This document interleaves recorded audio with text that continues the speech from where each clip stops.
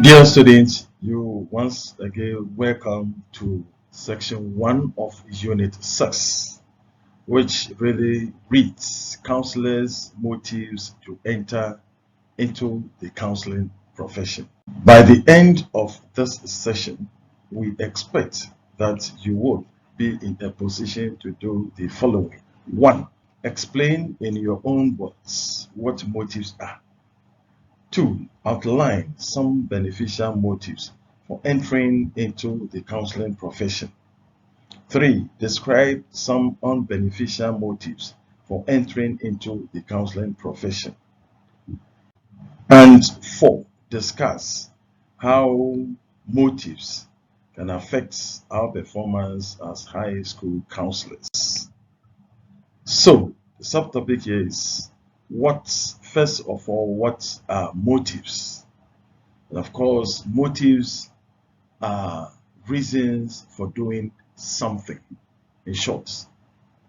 And they can serve as a means to develop an individual's psychic energy and to guide a person towards important tasks and goals.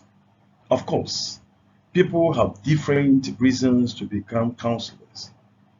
While some people choose counseling career because they once had a good experience with a counselor during a difficult time in their life and they want to pay back to the society.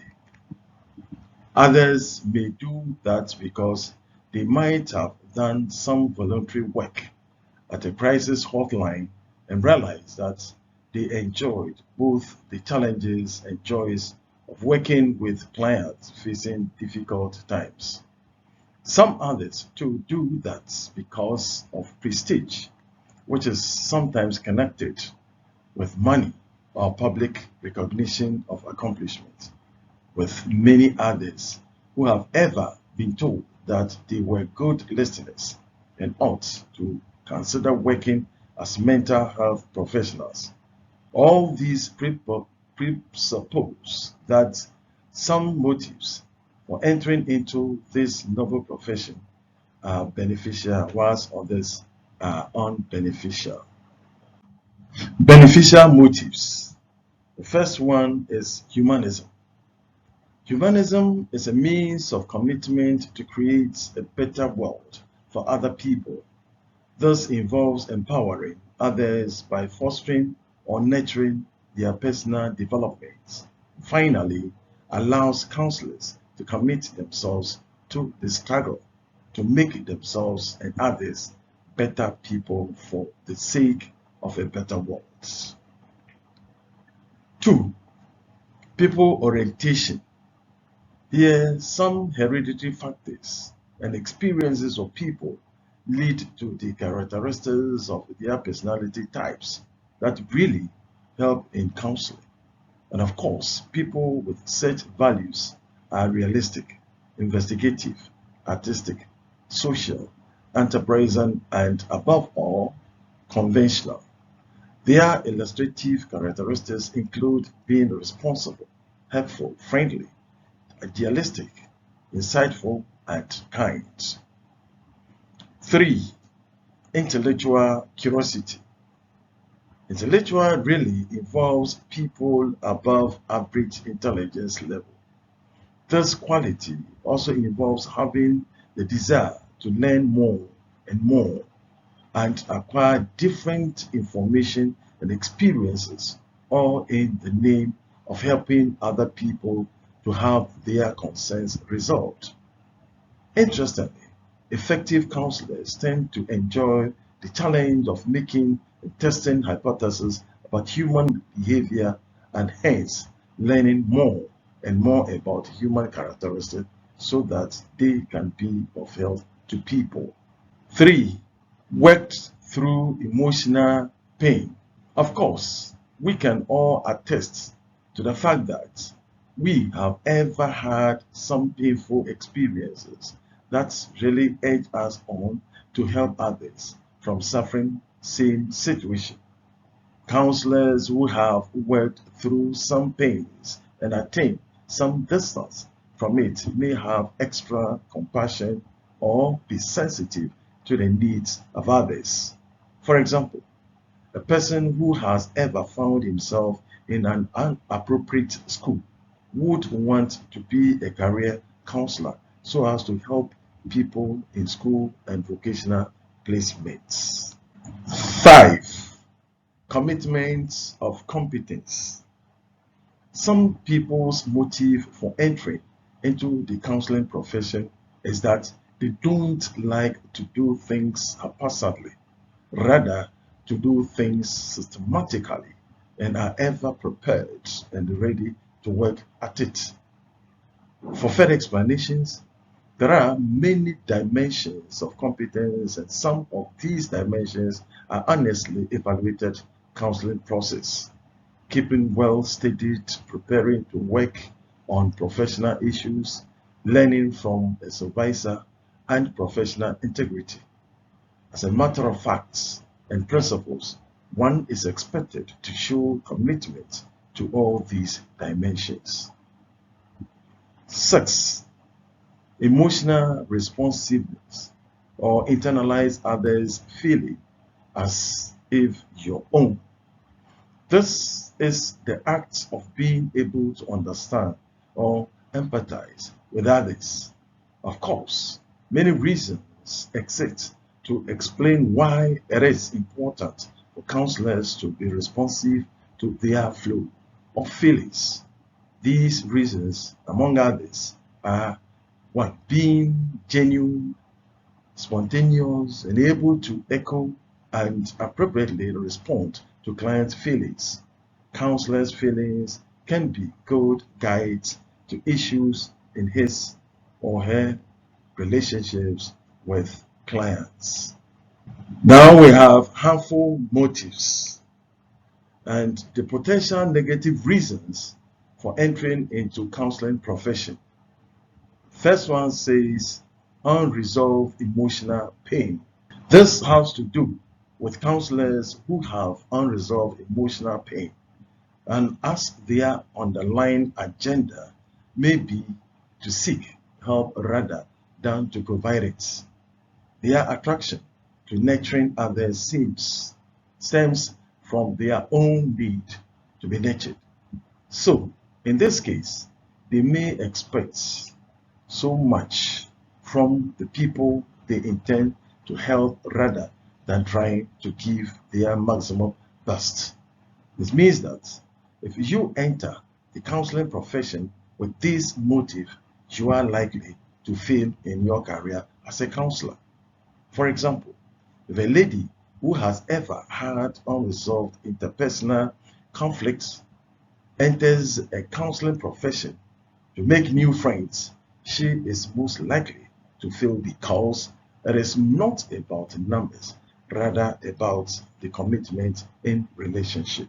Again, do-gooding, that is the second one. Counselors operating under this may wish to take charge of clients and by so doing treat clients as objects of infantilize them. Do-gooders may over concern themselves with obtaining clients' approval and appreciation for their good works. Unfortunately, if one aims for being a counselor is to use the opportunity to praise and raise himself above all others, he is most likely to fail. This is because goodness should not be a copy work, but an inherent trait, though it could be learnt. Next, which is 3, seeking intimacy. Some people are attracted to counseling profession all because it provides opportunities for psychological closeness they actually find difficult to obtain.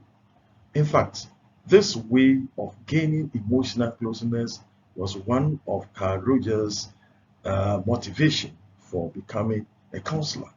But this does not always really work for all the people all the time. This is because you may not have it easy if those out there have difficult intimacy problems, and so affects you cannot always solve your own unresolved problems by seeking it from other people. The next, which is 4, says true believerism. This actually implies lack of openness or frankness to conflicting evidence and to the specific needs of individual clients. For example, true believers in the rights of minority groups, believers in terms of theoretical positions, for example, hardline, irrational, or rational motive behavior therapy, or Gestalt therapy advocates. So, if you enter into a helping profession like counseling in order to rationalize or justify people, you are likely to fail because people may have some attitude that may be better than yours. 5. Inability in repressing feelings.